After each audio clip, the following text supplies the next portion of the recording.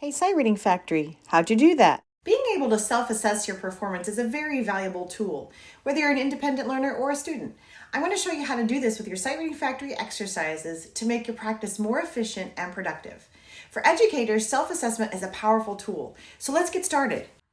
After your instrument level, time signature, and key signature have been chosen, you're going to want to choose Challenge Mode.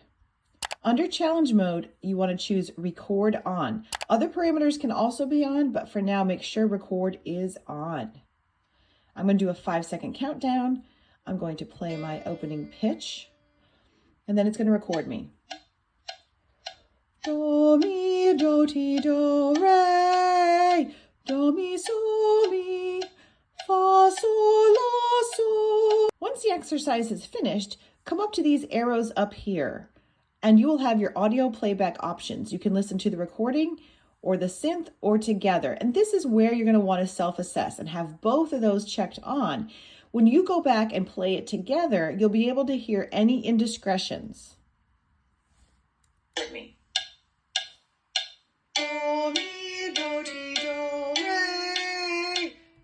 So then if you noticed, I did not match the synth audio right here.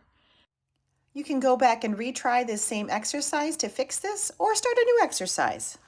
Educators, if you send your students assignments, this is what they'll see at the end of their assignment, where they can listen to the synth and recording together in order to self-assess themselves.